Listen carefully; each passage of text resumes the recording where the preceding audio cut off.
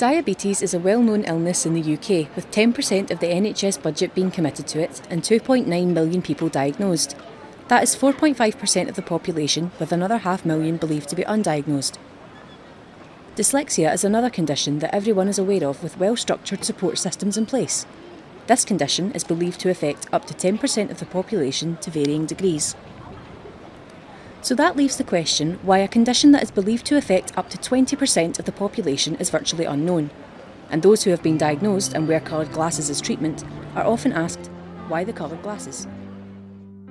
Words dancing round around faces, the underground colours flow freely and start to undo me.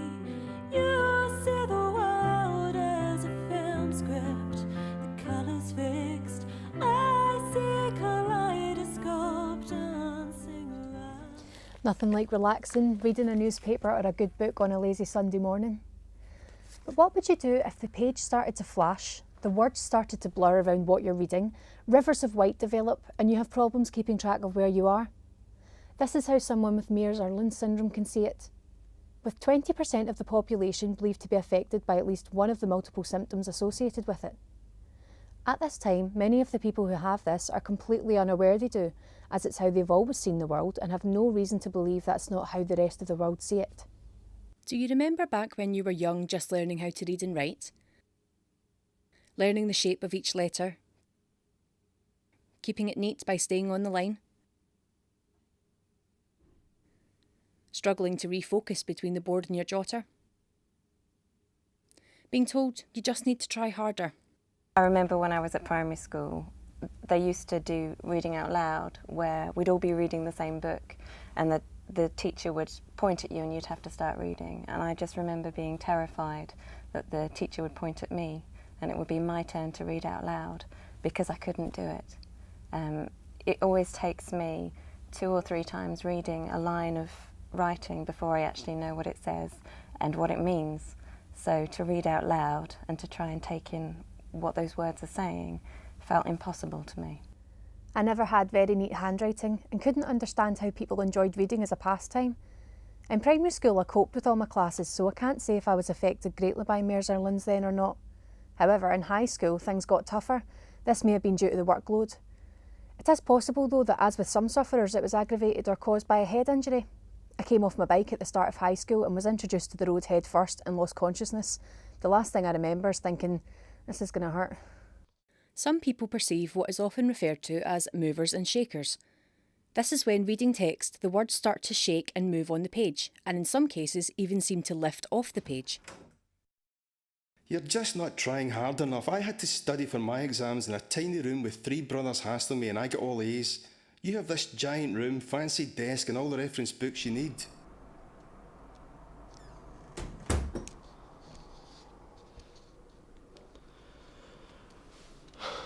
It'd be so much easier if the text stayed where it was. If the page didn't flash. And if I didn't want to vomit every time I tried to read. These effects can even apply to non-text items, like a nut on an engine block moving so much that the mechanic has to sweep his hand in the general area to locate it. This can be emphasised by high contrast situations like black and white patterns, intricate patterns, and of course black text on white paper. I always had issues with reading and writing. It wasn't really picked up much. The schools never really helped me with it, which was always a struggle day to day with work, and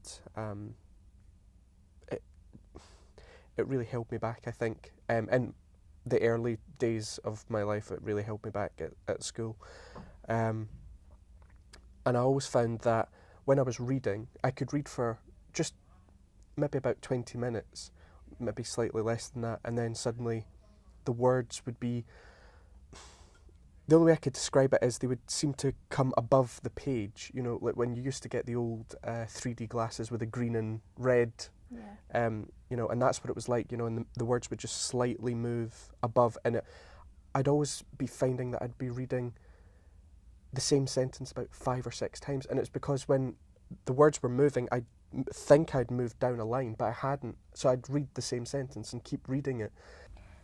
I think I did quite well in education, even with these difficulties. And I think a lot of that came from trying incredibly hard. So I'd get home after school and I'd go up to my bedroom, I'd shut the door and I'd work on everything that we'd been taught that day. I'd start my homework straight away. I tried incredibly hard because I wanted to please and I wanted to do well. And I think it very much depends on your personality, whether you're going to try extra hard because you're so desperate to please, or whether you're just going to give up and start to be disruptive in the classroom. Having worked in schools myself, I think as an adult you have to be quite careful. If a child is being disruptive in the classroom, is that because, okay, they're bored, they're really intelligent, or they've not quite got the idea of what's going on in class, so I'll mess about and I'll distract people, or I can't do it, I need help, I don't know how to ask for help, so I'm just going to do whatever I can instead. For me, I was so desperate to please that I tried incredibly hard, too hard, and I think what would have been helpful is if I had been able to say, I'm struggling, I need some help, because nobody did notice. Yeah. Since writing on paper was difficult for me, I tried to type my work as often as possible. By the time I was in college, I had all but stopped writing on paper. I still didn't reread what I had written, but I noticed I could read more from a computer screen than I could from paper. I didn't understand why then. I now know it was because I could adjust the contrast and brightness to something that was comfortable for me to read. Paper still wasn't adjustable. There are currently a few different theories about what causes the issues with Meares Irlen syndrome. The common thread through all these theories is that it is to do with how light being received by photoreceptors in the eyes is being processed by the brain. It could be the intensity of the light, wavelength, UV or pattern modulation which causes the photoreceptor to respond incorrectly. This can cause discomfort in the eye, headaches and unstable visual perception. One of the effects of this is that spatial awareness is impacted. This is often taken as a person just being clumsy. I could show you a slapstick sequence where a person walks into tables, knocks over glasses, or in my case, has a long-standing argument with door frames. But it can also put the person at severe physical risk. Stairs can be an issue with tripping, problems judging heights, distances or speeds, which can lead to something as everyday as crossing a road to become even more treacherous. This can be made worse for those who are photosensitive, for whom the world is always too bright and glare can make judging where an object is that bit more difficult.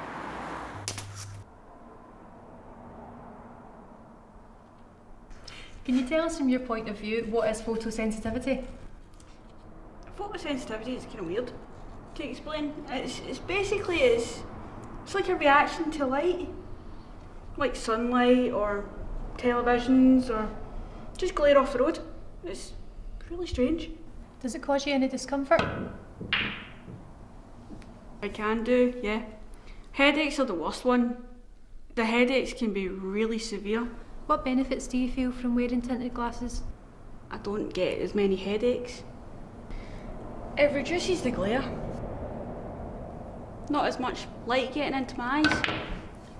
How do people react when you have to wear dark glasses indoors or at night?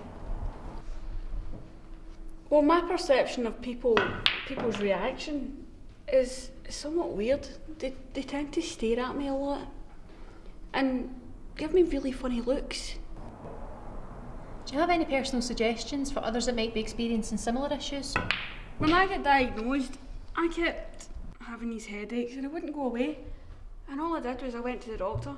When they gave me the diagnosis, it was one of those diagnoses that didn't really seem to make sense. But I kept going back, and finally that's when they told me that I was photosensitive. Do you feel that if there was more knowledge about Irlen's in general that you'd feel more comfortable wearing your glasses? I think so. I think it would be easier if people didn't assume I was wearing sunglasses when actually I'm wearing something that helps me to take in my environment without feeling anxious and helps me to read and to do my work. I do understand that people get a bit uncomfortable if they can't see your eyes when you're talking, because my glasses are quite dark, but actually it stops me wearing them altogether. I had a situation more recently where I came off stage and I was wearing my glasses on stage. I was being good that day for the lights, and I came off stage and somebody says, "You didn't do bad for a blind person." So that kind of put me off wearing them at all on stage. So I don't now, and I react really badly to the lights when I'm singing, when I'm playing the guitar, but I don't wear them, and that really does impact what I do on most days. The issues with how text is seen are something that is addressed by the two groups who offer testing. The first, which includes the NHS, just tests for issues with a reading using a machine called a colorimeter, which alters the colour of light shown on text. It is adjustable in colour, intensity and brightness to allow the individual to find what suits them best. There are benefits and drawbacks to this technique. The colorimeter will identify the colour that suits the user, but this may mean the glasses prescribed alter the colour hue of everything, sometimes to the point where they aren't suitable for driving. But they can also cut out so much light that you have to be in a well-lit area for them to be used, so reading outside on a dull day is virtually impossible. The upside though is, as it's on the NHS, the tinting of the colour onto the glasses is free in some NHS areas. The second group is the Irlen Institute, who have centres throughout the UK. They use a range of propriety tests and use coloured glasses that the individual holds in front of their eyes while repeating the tests. In the first test, the client is asked to count the number of boxes in a row and column, and the second, the number of X's in a row. A sufferer will see the X's become O's.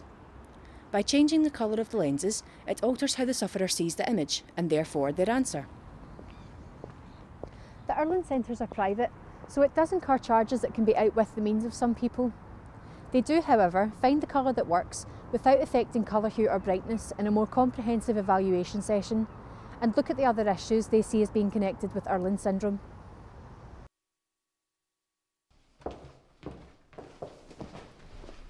So now you know a bit about Meares Irlen syndrome, how a sufferer may see things and how difficult it can be to cope with.